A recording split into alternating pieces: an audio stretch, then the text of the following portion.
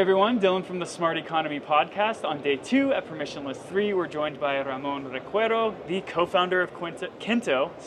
How you doing today? Good, thank you for having me. Yeah, I'm really excited. I had a lot of fun digging into this project, digging into you, but really what I want to hear first to kind of kick off this conversation is, what's your genesis into blockchain and crypto? Like, how did you end up here and know you had to be building in this space? Yeah, it's a long story.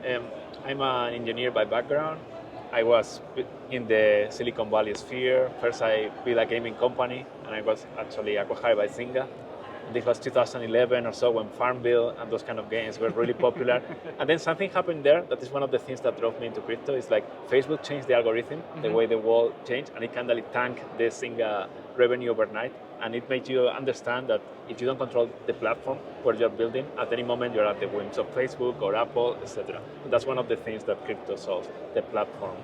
So like you had this kind of like experience where you got rugged on the game and the project you were building, and you lost your users because a centralized entity kind of like took that away from you and changed the rules of the game. So what was the first project that you started working on in crypto and blockchain?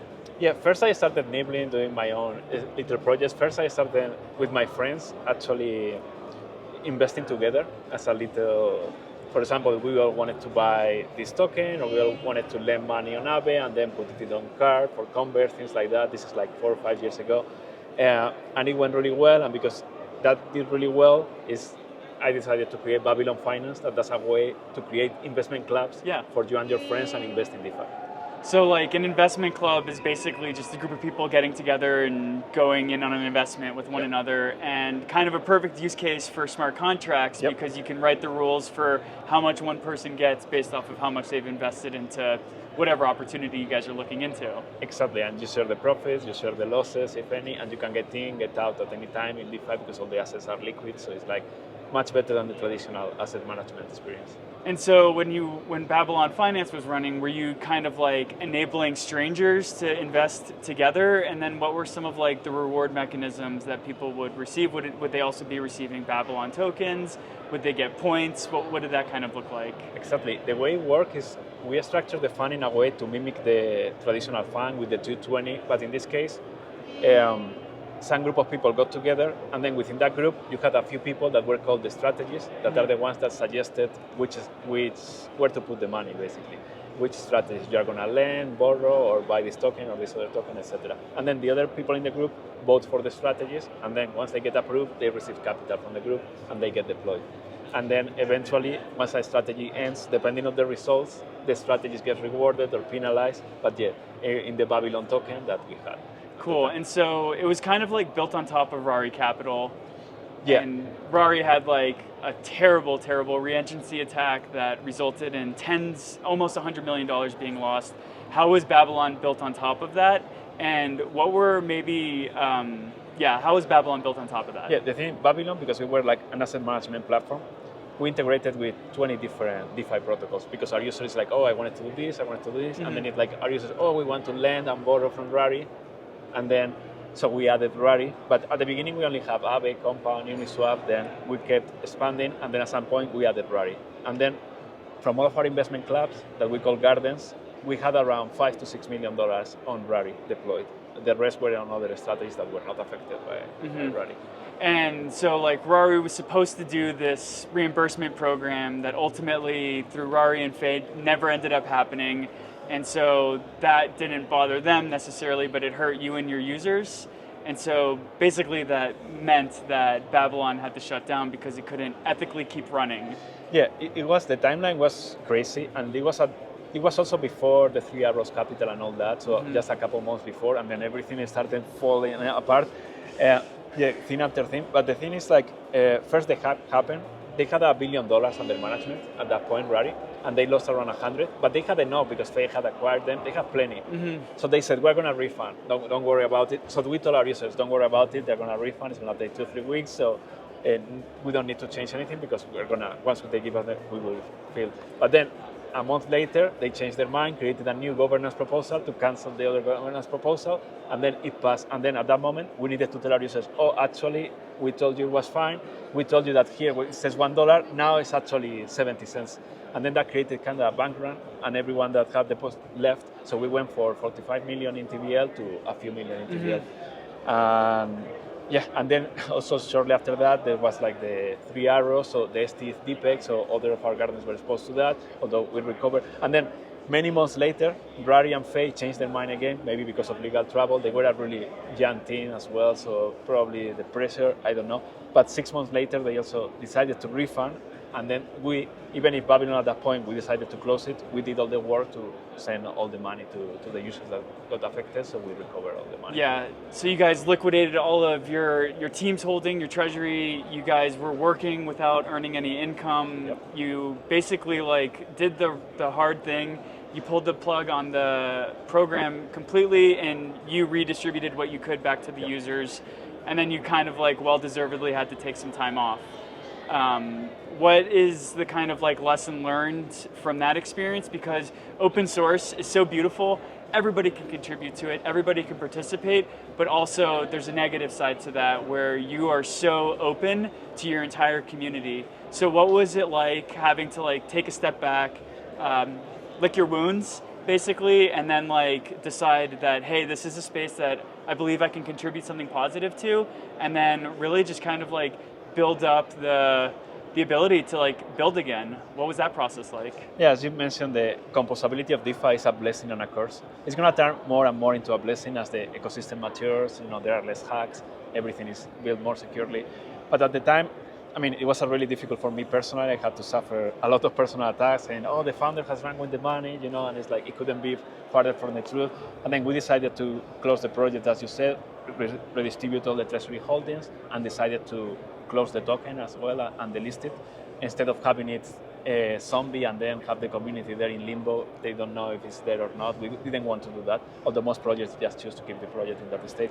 And then there was the realization that people are not going to care about DeFi or on-chain finance if they are getting hacked, scam, or racked. Doesn't matter if you are a bit better. If they are losing 100% on a hack, it doesn't matter anything of crypto.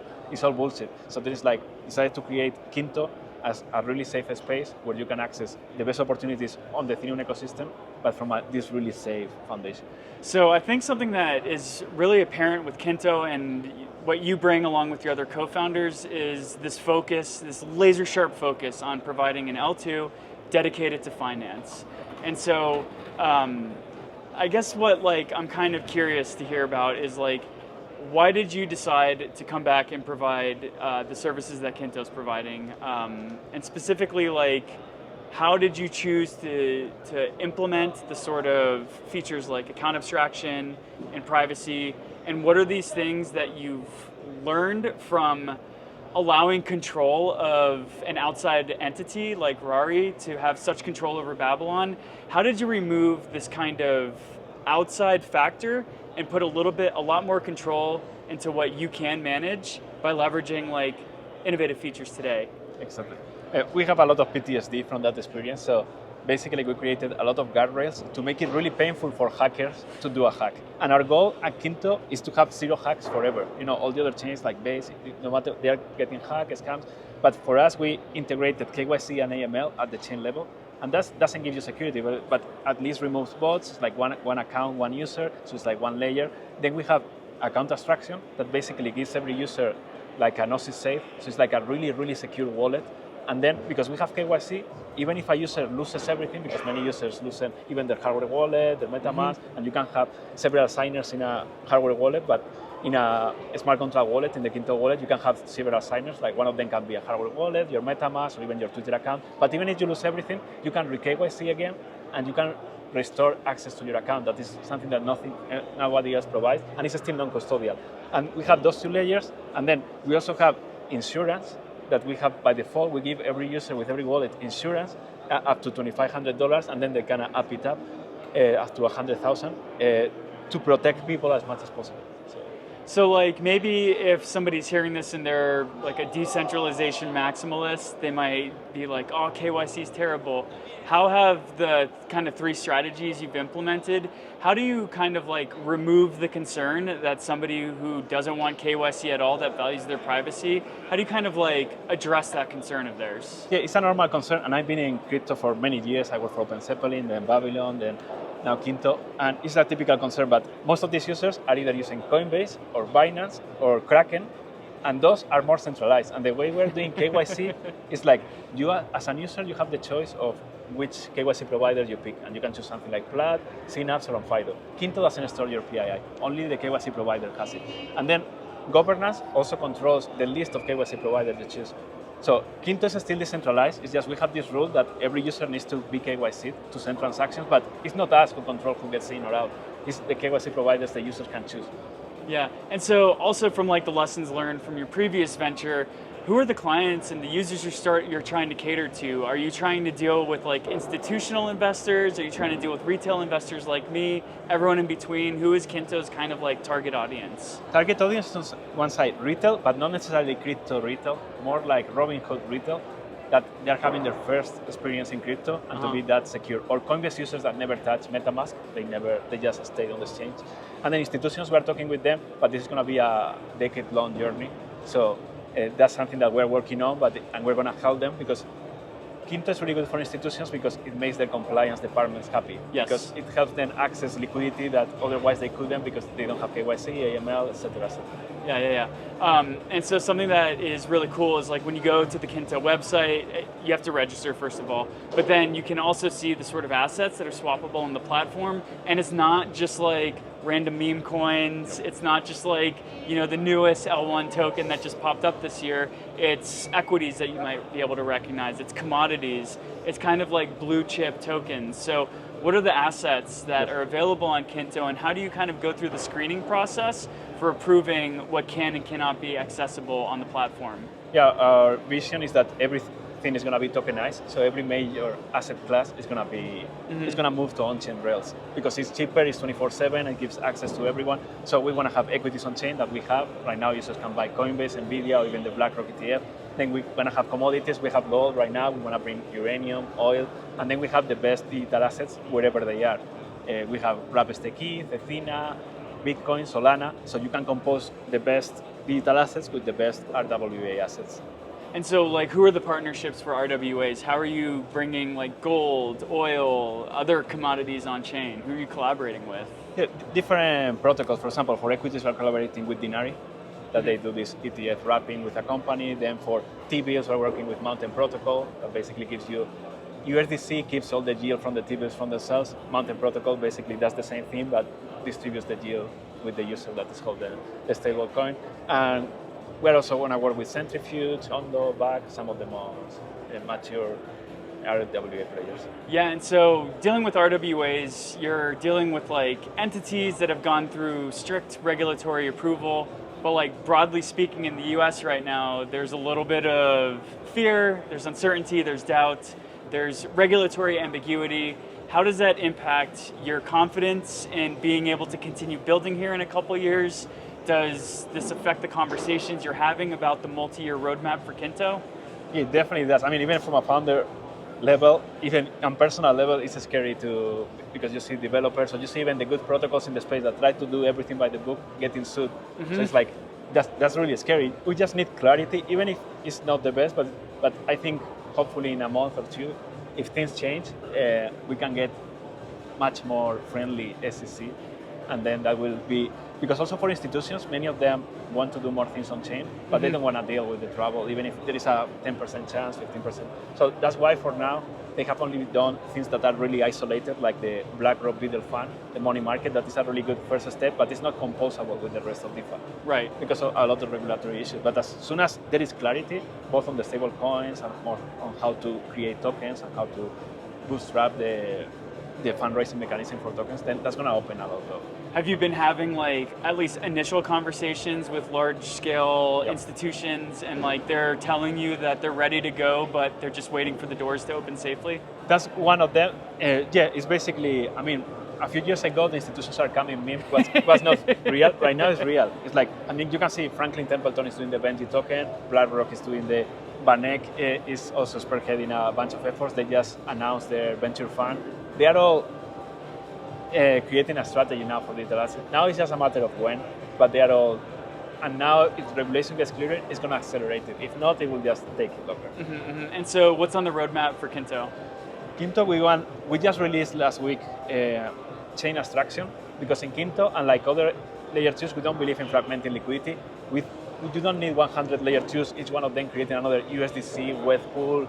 You don't need, because the best liquidity is on Arbitrum already or is on Base. So for us, we let you swap assets wherever the best liquidity is, and we're going to double down on that chain abstracted roadmap, and we're going to let you lend and borrow from any other chain in the Ethereum ecosystem. So Kinto becomes more like your portal to everywhere in Ethereum. Very cool. And then lastly, we're at Permissionless. What have been any key takeaways that you've had at this event? Key takeaways that I think one of them is you see a lot of people from finance. Permissionless is a really unique conference in the crypto. It's different than Token and all the other ones that are more DGen friendly. This one feels much more institutional, and that's why it's a really good fit for Kinto, because you have the institutional macro side as well. A lot of conversations focus on the macro, and everyone is really optimistic, so that's good. And then hopefully the macro changes, liquidity changes, and then the SEC leadership changes in the next few months, and then you can be in a totally different environment. Yeah, so Ramon, who do you want to speak with, and what's the best way that they can get in contact with you? Twitter and also Discord. You can find in our Twitter profile at KintoXYC, and then Ramon Recuero. Awesome, thank you for your time, Ramon. Thank you. This was great.